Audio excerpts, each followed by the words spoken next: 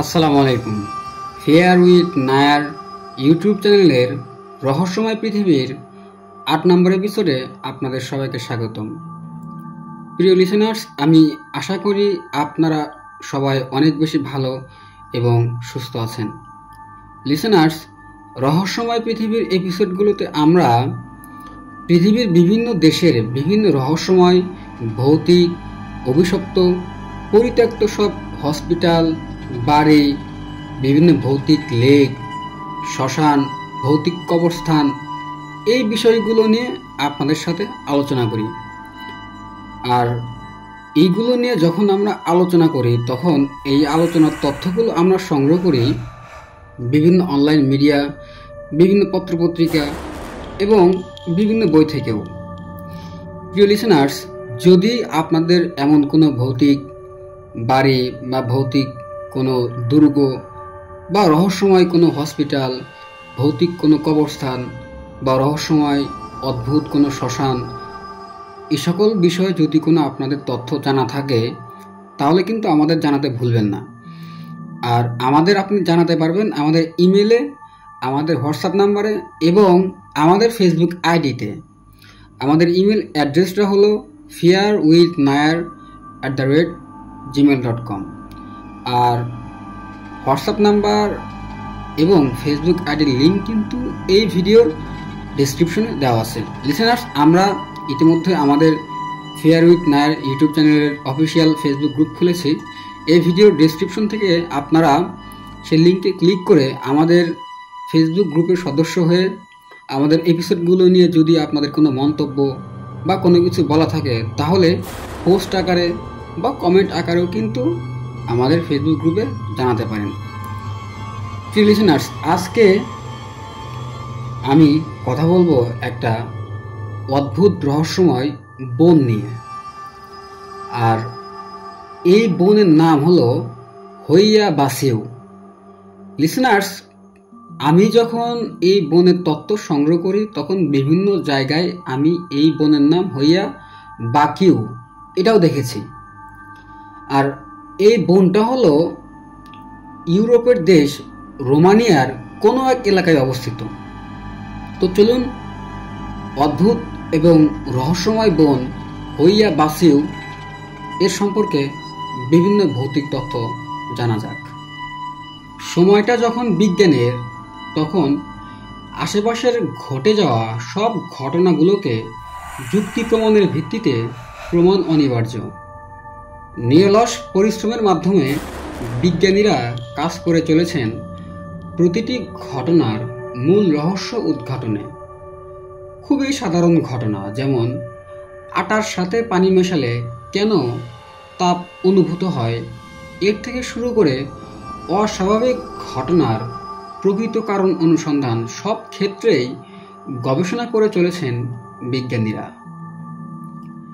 বিজ্ঞানের সকল সম্ভাব্য কারণকে উপেক্ষা করে গুরুতর রহস্যকে ধারণ করে যুগের পর যুগ দাঁড়িয়ে রয়েছে এক বিশাল বন। নানা রকম অদ্ভুত ঘটনার ঘটনাস্থল এই বন। ঘটনাগুলোর বর্ণনা শুনে ঠিক সাধারণ বিষয় বলে মেনে নেওয়া যায় না, বরং কোনো এক অস্বাভাবিক বিষয়ের দিকেই ইঙ্গিত করে এই ঘটনাগুলো। বিজ্ঞানীরা বছরের পর বছর বহু চেষ্টা করেও এই রহস্যের কোনো কূল কিনারা এখনো খুঁজে বের করতে পারেননি, যার ফলে অসংখ্য গাছগাছালিতে ঘেরা এই বনটি পৃথিবীর মোস্ট হন্টেড ফরেস্ট হিসেবেই পরিচিত হয়ে আসছে পৃথিবীবাসীর কাছে। আজকে আপনাদেরকে কিছু সময়ের জন্য নিয়ে যাওয়া হবে সেই বনের ভৌতিক সব দৃশ্যপটে। ইউরোপের দেশ রোমানিয়ার ট্রান্সিলভানিয়ায় অবস্থিত ক্লাস নাপোকো শহরের হইয়া বাসিউ নামক একটি বন অবস্থিত। এই বনে প্রায়শই ঘটে যায় বিভিন্ন অতিপ্রাকৃত ঘটনা। আর এই ঘটনাগুলো বনটিকে ভৌতিক ও রহস্যময় করে রেখেছে। প্রায় 250 হেক্টর জায়গার ওপর বনটি দাঁড়িয়ে আছে। এই বনের গাছগুলোর আকৃতিও কিছুটা অস্বাভাবিক, কেমন যেন ডালে ডালে পেঁচানো সব গাছে।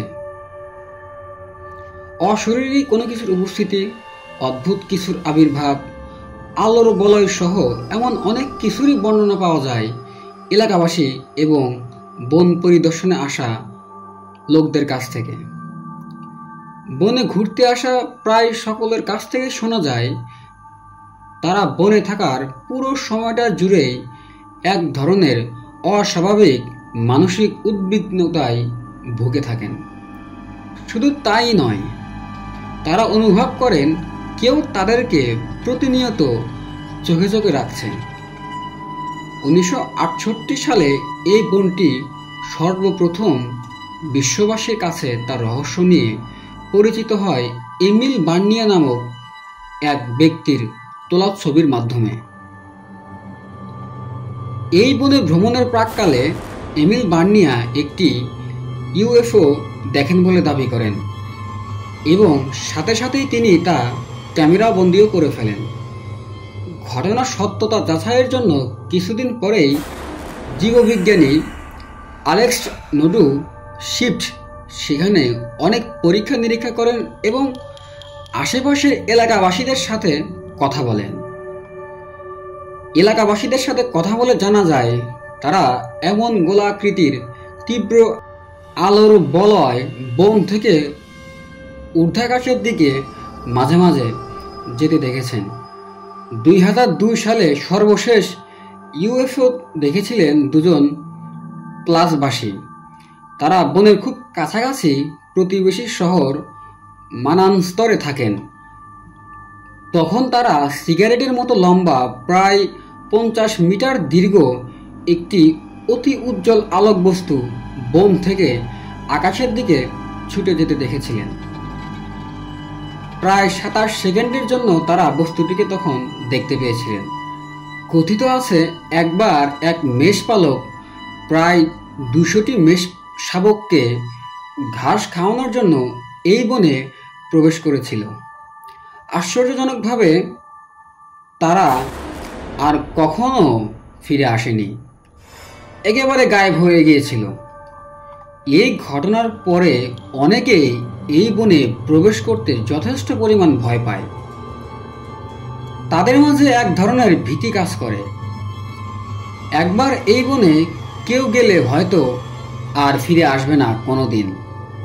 এরপরেও সাহস করে যারা গিয়েছেন তারা মাথা ঘোরা, মাথা ব্যথা, বমি ভাব, গায়ে ফোস্কা পড়া, আঁচড়, শরীরের বিভিন্ন স্থানে পুড়ে যাওয়া সহ বিভিন্ন ধরনের শারীরিক অসুবিধার শিকার হয়েছেন। অনেক ক্ষেত্রে মানুষ বনে প্রবেশের পর নিরুদ্দেশ্য হয়ে যায়। এরপর যখন তারা ফিরে আসেন তারা কিছুতেই মনে করতে পারেন না বিগত সময়টুকুতে তাদের সাথে কি ঘটেছিল বা তারা কোথায় গিয়েছিল। একবার 5 বছর বয়সী একটি মেয়ে ঘুরতে ঘুরতে বনে প্রবেশ করে আর রীতিমতো গায়েব হয়ে যায়। অনেক খোঁজাখুঁজি করেও তার কোনো হদিস তখন আর মেলেনি। ঠিক 5 বছর পর ওই মেয়েটি অক্ষত অবস্থায় সেই একই অমলিন পোশাকে বন থেকে বেরিয়ে আসে। তার কাছে যখন জানতে চাওয়া হয় সে কোথায় গিয়েছিল, এতদিন সে কোথায় ছিল, মেয়েটি তখন কোনো কিছুই বলতে পারেনি। গত 5 বছরের কোনো কিছুই সে তখন স্মরণ করতে পারেনি। বিজ্ঞানীরা পরীক্ষা করে দেখেছেন এই বনে অস্বাভাবিক মাত্রায় তেজস্ক্রিয় বিকিরণ, মাইক্রোওয়েভ বিকিরণ ও ইনফ্রারেড বিকিরণ হয়ে থাকে। এছাড়াও এখানে চুম্বকীয় ও তড়িৎ চুম্বকীয় ক্ষেত্রের বেশ কিছু বিচ্যুতি রয়েছে। বনের ঠিক মাঝখানে এমন একটি জায়গা রয়েছে যেখানে কখনো কোনো ঘাস বা অন্যান্য কোনো গুল্ম জাতীয় কোনো উদ্ভিদ জন্মাতে দেখা যায়নি। বিজ্ঞানীরা এখানকার মাটি নিয়ে পরীক্ষা করে দেখেন কিন্তু পরীক্ষা করে এমন কোনো পদার্থের উপস্থিতি সেখানে পাওয়া যায়নি যার কারণে কোনো উদ্ভিদের জন্ম এবং বৃদ্ধি ব্যাহত হতে পারে। স্থানীয় বাসিন্দারা এই জায়গাটিকে ভুতুড়ে ঘটনার কেন্দ্রবিন্দু বলে থাকেন। তাদের ধারণা কোনো অশরীরী কিছু বা অতৃপ্ত আত্মার বাস এই জায়গায়। 90-এর দশকেও এখানে ঘটে যাওয়া একটি ভুতুড়ে ঘটনার কথা লোকমুখে শোনা যায়। এই বনের আশেপাশেই কোনো এক জায়গায় সেনাবাহিনীর ট্রেনিংয়ের জন্য ক্যাম্প করা হয়েছিল। ট্রেনিং চলার প্রাককালে কিছু সৈন্য এক জায়গা থেকে গাড়ি করে তাদের ক্যাম্পে ফিরছিলেন। প্রতিমধ্যে তাদের সাথে দেখা হয় বয়স্ক এক লোকের। কোথাও হয়তো যাচ্ছিলেন তিনি। জিজ্ঞেস করে তারা জানতে পারেন যে তিনিও ওই একই দিকে যাবেন। অতঃপর সৈন্যরা তাকে গাড়িতে তুলে নিয়ে পুনরায় রওনা দিলেন।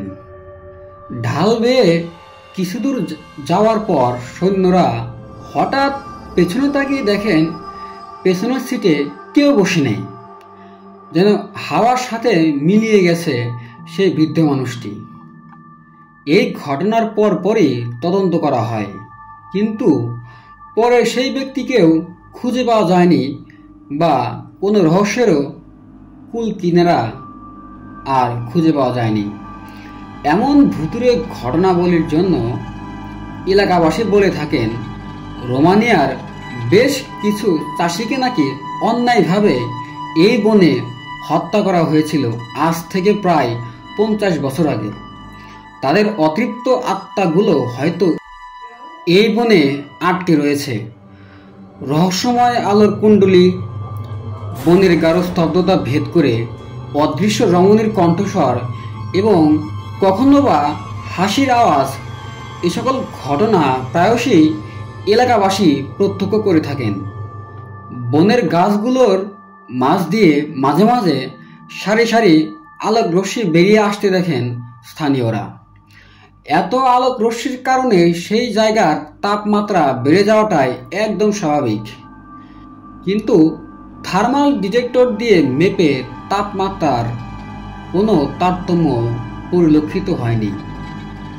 বছরের পর বছর যে রহস্যকে আগলে রেখেছে এই বন, তার স্বরূপ উন্মোচনে বিজ্ঞানীরা লেগে রয়েছেন দিনের পর দিন, কিন্তু কোনোভাবেই রহস্যের এই জালটাকে ঠিক ছিন্ন করতে পারছেন না।